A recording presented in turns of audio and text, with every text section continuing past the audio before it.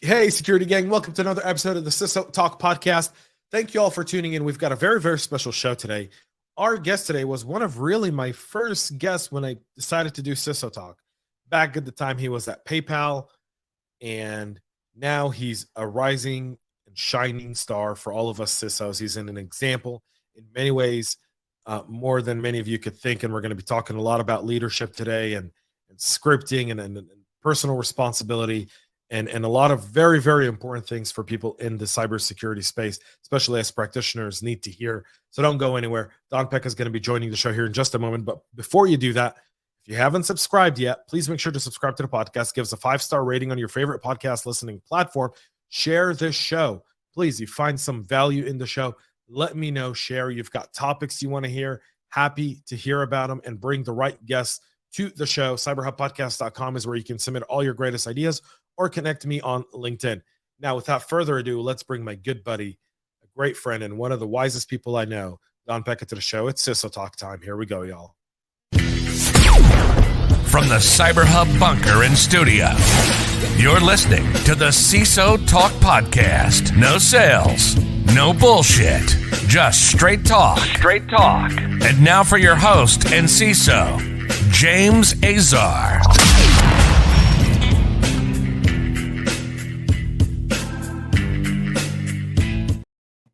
Mr. Don, what's happening, brother?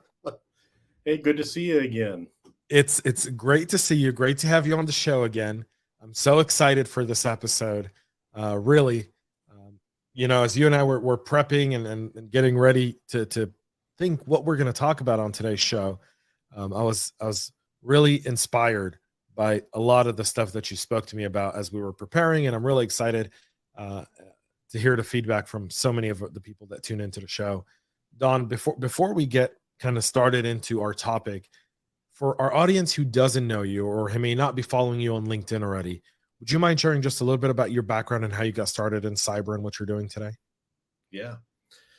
So there's a lot of time that I was focused on technology, and I started getting in from running just technology programs to running web. And one of the first websites that I ran actually got defaced. And that bothered me because I didn't understand how it happened. And so I started looking into the security aspects of things and hardening.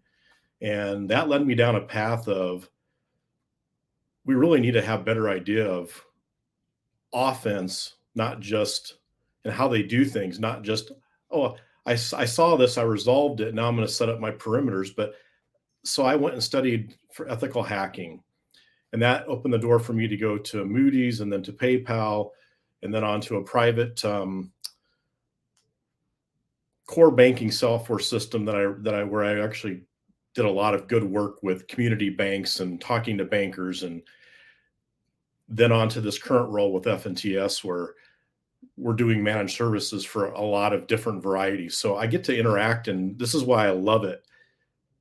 It's the ability to impact people and to teach them about security and teach them about risk and compliance. So it all started with just a website being defaced, and then building up my security profile over time and my knowledge, and being able to share that with the community, especially small, medium, mid-market players who really don't have dedicated teams or CISOs and need to understand the risk and what's going on in their world.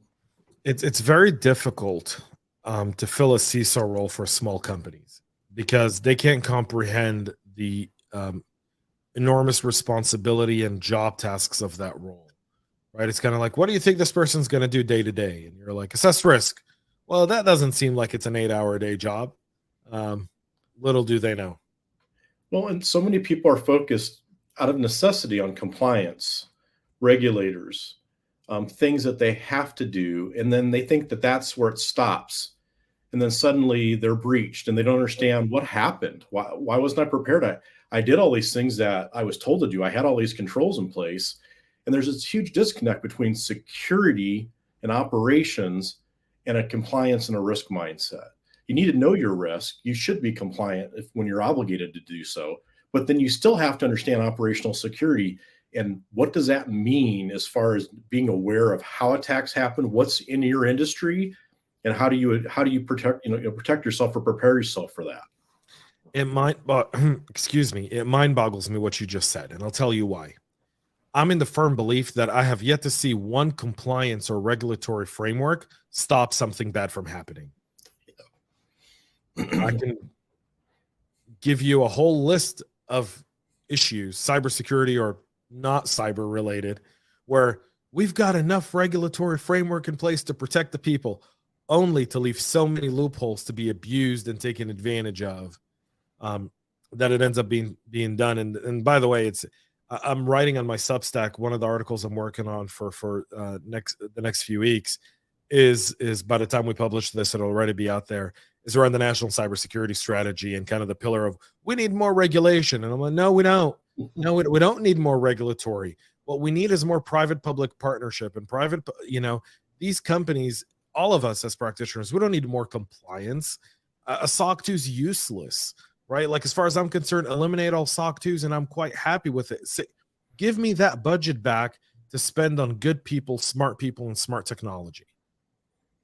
This will give a lot of CISOs pause, but something that I wrote about years ago, and I still believe it is, if we truly want to be compliant and we want to have regulators truly understand if we're secure as far as our operations day to day, then they should be hiring auditors that are technical, that have been with technology for a long time, understand it innately, have been practitioners, have been engineers or analysts, and put them in our environment for a week. Let them sit with us. Now, people are going, no way, we can't do that. But how else are you actually going to have somebody verify you securely? We know, you and I know, based on what you're going to be writing and what we've dealt with, you can basically show the auditors anything you want. You can color your everything that you provide to them and give a narrative or a story that you want to tell to make sure your compliance hits.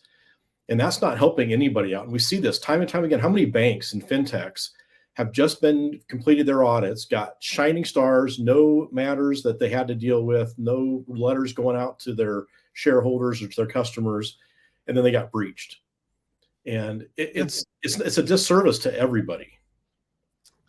Wasn't SVP like on the cover of Fortune a few weeks before it went under? And right, Silicon Valley Bank, for those who don't know, Google it if you've been living in a hole somewhere and you're not aware of the fact that one of the 13th largest bank in the country collapsed. And they were shining stars. They were the top financial institution. And I think being on a Fortune magazine cover is pretty much like a curse, right? It was kind of like the curse of the Bambino for a while, like in Boston. It's similar here, right? It's just, they put you on Fortune magazine, you're bound to collapse and just completely evaporate. You don't want to be on the cover of Fortune. I think that's the story. But because this leads me to kind of leadership, right? And you shared with me coming into this show kind of this whole idea of how team building and scripting, and we often have playbooks. You called it scripting. I refer to it as our playbooks, right? Our incident response playbook, our incident management playbooks, and you kind of talked about that in a greater realm. Would you mind sharing kind of some of those tips and ideas that you've been working on and how that apply to building your current team and how you take that forward? Yeah, this is really my passion, last really 2 years now.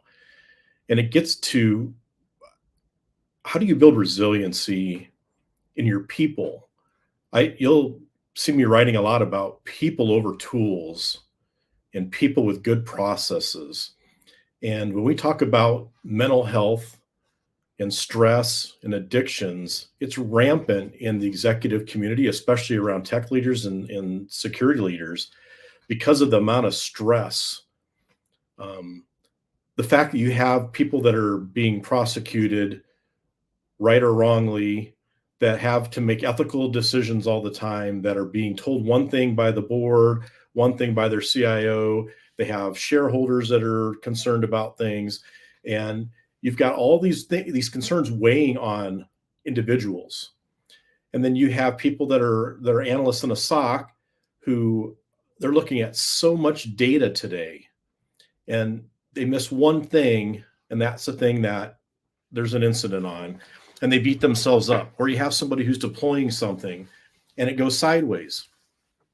And instead of them having the skill sets to come back and say, well, why did I make that error in production? Or why did that happen in production? Or why did that change that I had completely documented and vetted not work? And beating themselves up, we have to start preparing ourselves to basically be able to step back and in a healthy way identify and break down what the steps were and what we can do to improve that process or to refine it, so that, and sometimes even having other people come in and look at our work, that humble aspect to say, I did something wrong, but that's not going to define me. I'm going to have the mindset, I'm going to have the skills to go and actually do that right. Or I'm going to have the mindset that when I'm stressed as an executive, I'm not going to make bad decisions, or I'm not going to go to some other means of numbing myself. But instead, I'm going to tackle that head on by saying, all right, here's my day. Here's the stressors that are coming in. How am I going to bounce back when I get certain news or certain things happen, or I have certain stressors? What are the strategies I'm going to use? What's the scripting I'm going to use in my own head that I'm going to speak myself through? What's my mindset going to be? Because if you think about that and are prepared for that when your day starts, you're going to be that much more successful in avoiding the things that are big pain points for us that cause us stressors. You know, you bring up something I feel a lot of the juniors in our industry, right? So some people that are listening right now that could be analysts or engineers. And I know, speaking to several of them in job interviews, I'd always ask them, when you woke up in the morning, what was the number one thing that stressed you about going to work that day in your current, or previous role? And 8 times out of 10, the answer was that message on Teams or Slack from my boss saying, got a minute, I need to speak to you. You go, nothing was more stressful to them than that one line message, because they didn't know what was coming at them on the other end. What would you tell those people in that type of situation? The first thing is, your leader is a person like you who has their own stressors, and they have things that they're responsible for. So it's setting yourself up to be in a better communication pattern with your leaders. Schedule time, ask them to schedule time with one-on-ones, get to know them, get to know what is impactful to them. So what are their concerns? What are their day-to-day worries? So that you're tuned into, if certain things are happening in the industry or in that business or in your team, it's going to probably have your boss a little bit off kilter. And if you're aware of that and you know what the things are that are stressors for your team and for your boss and for your organization, you're going to be able to react to something like that, because you're going to think, okay, these things happened, or we've been talking about these things, or, I know him pretty well. If it was something that was really bad, he would just text me or pick up the phone. It's not going to be this email. He probably wants me to think about or suggest to him something about our program, or give me some new research topic, or bounce an idea off me. Otherwise, we would have known, because we've been talking, that I prefer to get those things just via text or a phone call. And if that's not the CISO's bend, then just know, hey, if I get a call like this from you or an email like that from you, what would it be? Or you can even ask him, can you not send things like that to me, because it does set me off? And could you be more specific? I would rather know right out front what you're going to ask me and be able to prepare for it and be more, provide more value for both sides of our conversation, than have this fear in my gut. And that's something that a lot of us, unfortunately, have to deal with. And that's a whole nother thing to work on. And those kinds of strategies really help. Yeah. So you bring up something I feel is very to point there, is kind of developing those skills and those strategies.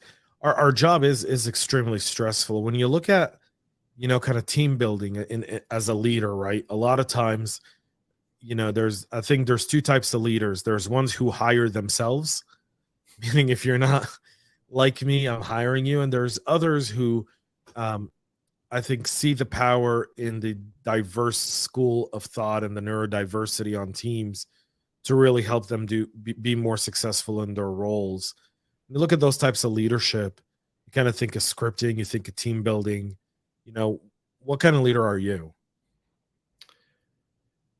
We're in a world today where there are a lot of different types of ways that people think, that they learn.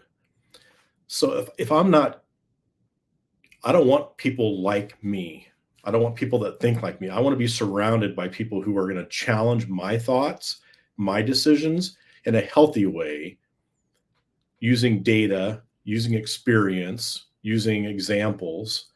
I want that. I'm going to be a better person, a better leader if I don't think I know it all. So I want diversity of thought. I want people that come to me from different backgrounds that have come into security in different ways. And if you think about like a neurodiverse workforce, there's different stressors there for managing people that have different thought patterns and different ways of approaching things. But that's okay because we have mechanisms in place. There's ways to manage people today that don't fit the traditional model, but they do bring especially good value when it comes to data analysis and in complex analysis of other like abstract things that other people don't really deal well with.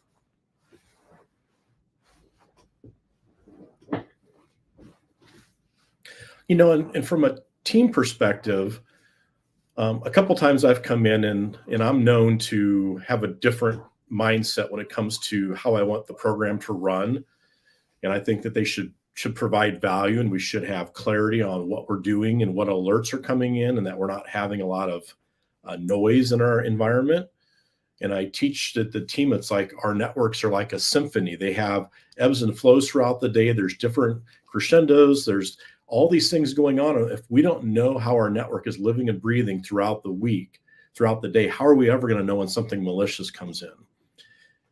And so when you're training people on all this, they're coming from a different mindset, depending on who their leader was before or what background they came from, where security is siloed or they have these high stressors. And I try to take the stress out of their job and make it fun, because if they're relaxed and they're having fun, because I'm giving them that availability where they're not busy so much that they don't have that time to think or chase an idea or a pattern down.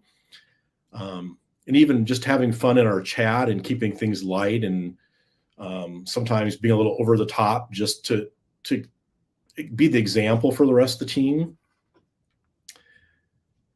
All of this is helping people to get relaxed, and the words I'll choose as I'm doing things are going to be words about, you're valued, you do good work, I appreciate your effort, I see what you're doing, you're making a difference.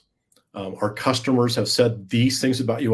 Whenever I hear anything from somebody else, I always reinforce that multiple times, because at the end of the day, I want these people to have all that well of good thought, of memories of doing good for the one time that something goes sideways. So I can point back to, do you remember all the things you did well? Don't let this one thing define you, because it doesn't. And we'll get through this, and we'll make, we're going to solve it, and we'll basically make ourselves so that we don't see something like that happen again, because we're going to learn from it. And taking any failures that you have and learning from them and making them a constructive thing as opposed to a negative thing is just going to benefit the whole organization and each individual within it. You bring up so many great points here. I agree, and I'm very similar with you in style. I think we're identical in the fact that I want a team that challenges me. I want a team that's constantly going to shake my ideas. And if my ideas are good, I think they stand on solid ground and they'll make it through the challenge. But if they're bad, then I'm eternally grateful to that team for helping me avoid making a bad decision. So I completely agree with that. I think you kind of brought up a few different things there that are, very, very powerful for leaders and I think also for employees alike, right? Yep. That positive reinforcement. There was a very interesting study that was done. My wife and I have a little young baby boy. He's 17, going on 18 months. And we've read a lot of different parenting books and different parenting styles to kind of figure out what's our parenting for our young son.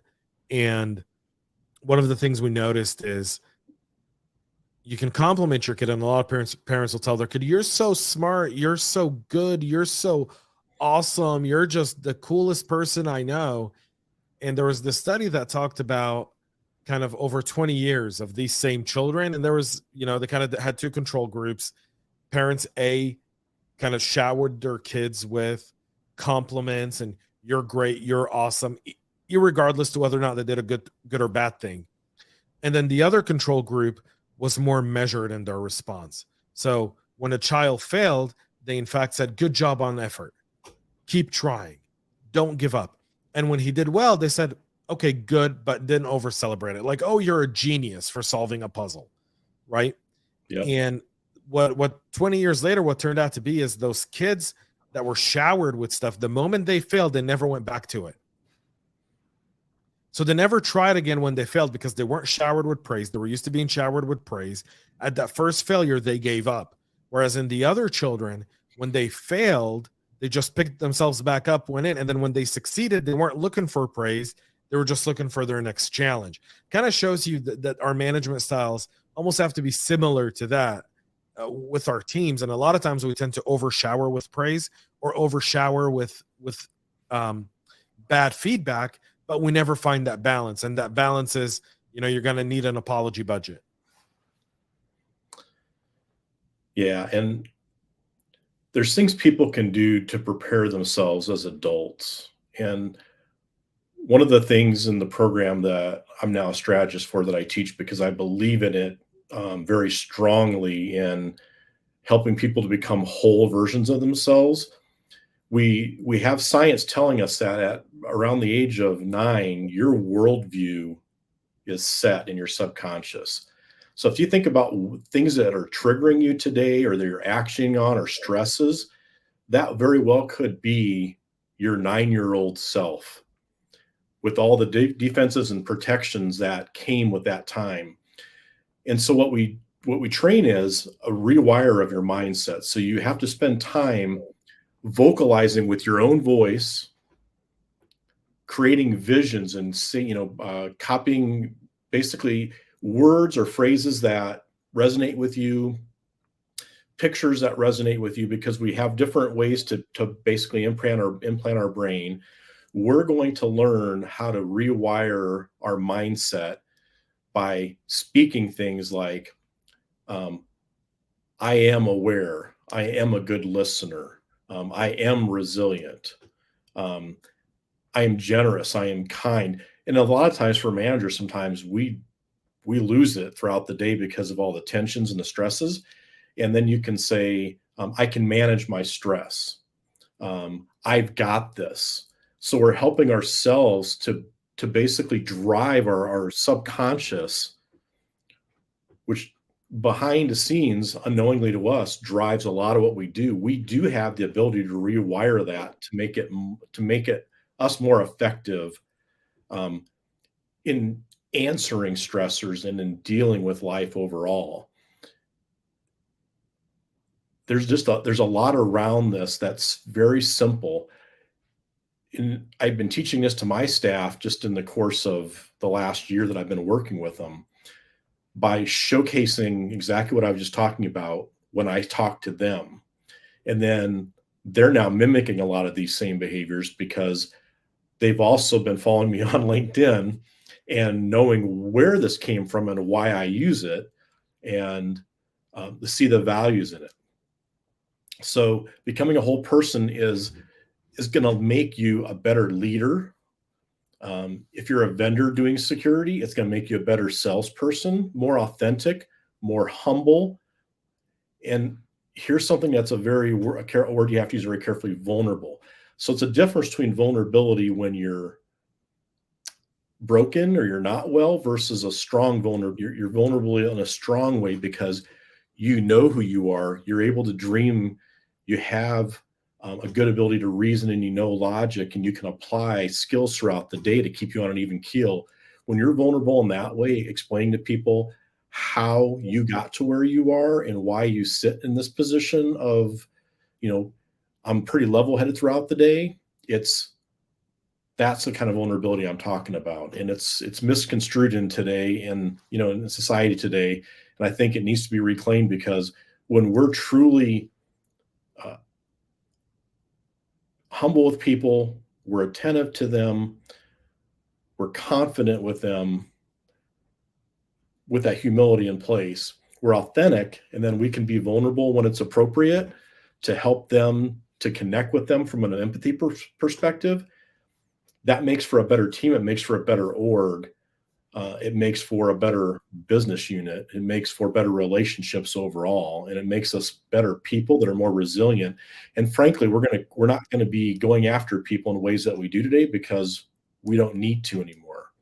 We're going to celebrate their wins. We're going to celebrate each other, and that's just because we now identify that all of us have a unique role, and all of us together are stronger. Your talk there on resiliency and kind of building a resilient team is so critical, right? Because oftentimes security, I always say we're always on the highway. We're never on the side street. We're always 15 miles over the speed limit. And but we're in cruise control 15 miles over the speed limit until an event happens. And then you've got to be super resilient, because now you've got a traffic jam ahead of you, but you can't slow down. You got to keep going. And while everything else around you is stopping, you're the one team that can't stop. You're the one team that's really got to get to the bottom of it.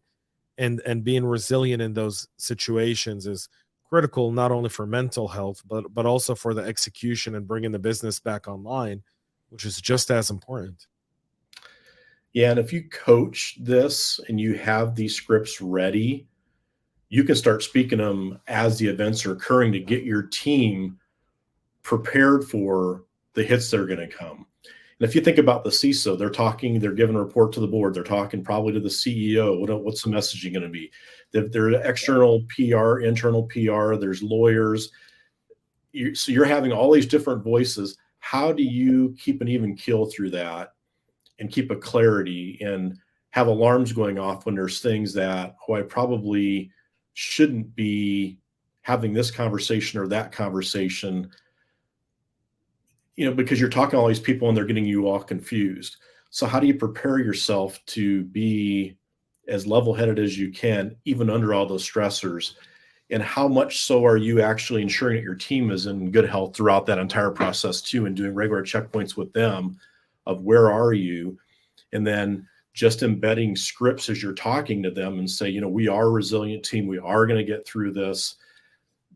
All the things that are going to give them the encouragement that you've got their back and you have faith in them. Yeah, that's, oftentimes we take on leadership roles and we don't quite comprehend the impact we have on the people we work with. We don't quite comprehend the lives around the people we work with. And what you're talking about here is the consciousness to, one, be a good example to your team, which I think every leader should be. But number two, also be conscious of their development and everything else going around in them, and giving them the tools to not only deal with what you're doing at day to day in their line of work, because their line of work only makes up for 33.3% of their day, maybe 40. At the end of the day, they're spending the other 60 at home with their families or sleeping. And I know some people say I spend more time at work with people I work with than my own family. I pity those people. I really do. Yep. I feel like, you start a family and you build a family, at least for me, because you want to be around those people, not because you want to run away from them. I'm addicted to my family. Being away from them is painful for me. I spent a year traveling to Dallas, right? Week in, week out. That was one of the roughest times of my life. I was being away from my wife and young kid. So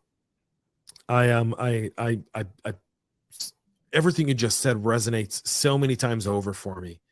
It's, and I bet people are sitting right now and listening to this, and Don, and what's going in their head is this: I kind of do part of that. I kind of do a little bit of, I may not call it scripting. I may not call it my vision board. I may not call it my image, but I kind of do that. Right. And but there's a difference between doing it and executing it. What's that difference? Yeah. Thank you for that question. speaking it first, because when you hear it from your own voice, and this is why I like to speak it out loud when I'm talking to my team, and then often I'll have them say something back to me, like to get them to own the same reality so that we're on the same page. But if I just think about myself as a person, as a practitioner, as an engineer, as an analyst, as whatever my role is, and I'm going to speak to executives because that's my role. If you start every day and you can say in your own voice as you're getting ready for the day, I am ready. I am going to be prepared. I am a good listener. I am a good speaker. I am a competent professional. I am a good security executive. You're driving yourself and you're actually telling your mind and you're setting your mindset up to be successful that entire day. I am a competent speaker. I do understand business. I can explain business business and security to the board, to executives. Because when you start believing these things in yourself, you're going to start driving to those resolutions and you're going to start educating yourself and you're going to continue to grow. And that is what's going to allow you to become more and more whole. And the beauty of this is everything around you changes. So when you do have things happen on your teams, everybody now knows what to do and they feel safe. They don't feel like that level of trust has come up because you have exercised it. So when you're speaking it and you're writing the things that you believe or the dream that you want to chase, and here's the two things I hear most about in my strategist, the stuff that I teach outside of my core work, is that people are fearful. And that's definitely something we can work on getting out. The other thing is I've lost the ability to dream. I don't know how to dream anymore because we're so busy. We don't take the time to do that. That's critical because if our brains want to have capacity to do something new, to think about the next great thing or the next way we're going to improve ourselves or improve the program that we're doing or do something new in security that's not even on anybody's radar today, we have to have that capacity to dream. We have to know. And so all the things that you do on a day-to-day basis around resiliency have to start with how you talk to yourself, how you think about yourself. And I'm going to say the weird thing for this, but if you don't love yourself and you can't say in the mirror looking at yourself, I love myself today, and that I love others, then you got a lot of work to do before you can even start this, because it all starts with loving yourself, because that's where all the competency and the resiliency starts off of and builds off of. And if you're fearful, then you've got basically have to rewire that out too, of I'm fearless. I am, there's the imposter syndrome going around, and some people have it, some people don't, some people just blow right through it. But if that's something that impacts you, you need to start basically scripting your life that I am a good and competent. I know what I'm talking about. I am relevant in my role. I am doing good work. I am a good leader. Because as you say those things, you're going to force yourself to start acting like that. And it's your subconscious driving you. And that's 95% of how we operate today is subconscious. Only 5% of our brain is what we're doing right now in the interaction and the activity that we're do day to day. I love that, Don. We're almost at time. So before I ask people how to connect with you, I'm gonna put you on the hot seat. Yeah. And welcome to the CISO Talk hot seat. My buzzword graveyard is full of buzzwords that have been buried in it. Which buzzword would you bury in the graveyard? For me today, it's chat, GTP, it's AI in general. It's such a misused, misunderstood term. And there's malicious side of it. There's a good side of it. There's a whole lot of misunderstanding about what all this is. And I've been writing a lot about that, like where the concerns are and how people don't understand the language models or how it's created behind the scenes. So that's kind of where I sit on that one. Yeah, AI has been buried a bunch of times. ChatGPT is fairly new. You're the first one to add ChatGPT to the AI headboard. That's something. I agree with you, by the way, on the ChatGPT piece. I think the thing about AI is its intelligence is fed through something or someone, typically both. And unless you know what that intelligence is, there's no real intelligence to it. Because if it takes an intelligence of a 1-year-old, well, a 1-year-old has no intelligence. 1-year-olds are crazy. Kids are the meanest people on earth, by the way. I completely agree with Chris Rock on his definition of kids. Kids are the meanest people on earth. They are mean. Kids have no filters. Adults have filters because we develop intelligence. Kids do not. AI is a kid. It does not have intelligence yet. Well, they have frameworks that they program in, but they don't actually understand how to force the AI to abide by those. And that's why they're being abused, is all the ethical frameworks and the safety frameworks and the privacy frameworks, the AI just ignores them. So why even put them in there if you don't know how to make it adhere to them? That's no different than why would you put in, kind of like ethical frameworks into medicine, but then every major thing done in medicine was not ethical, right? For advancement. So there's questions to be had there as well. It seems like history repeats itself, just in a different outfit every time. What was the last song you listened to before coming on the podcast? Wasn't really a song. It was one of my modules because I have a mastermind. So it was Chasing Your Dream. Okay. We'll talk about that in just a second. And what book are you reading? If you're reading a book or listening to one. I just finished one of Patrick Lencioni's The Advantage.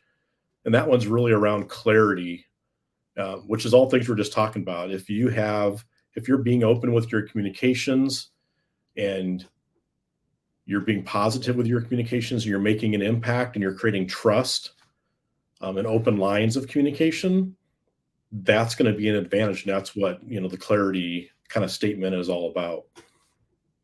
I love it. So now let people know about your mastermind and how they can follow you on LinkedIn. Yeah. So my wife and I are both wholeness strategists. I do something called the Man School. She does something called the Woman's School. And our site on LinkedIn, our page is Cultivate Wholeness. And I also do a lot of that content as well as my CISO content on my Don Pecha at LinkedIn /IN Don Pecha. Awesome.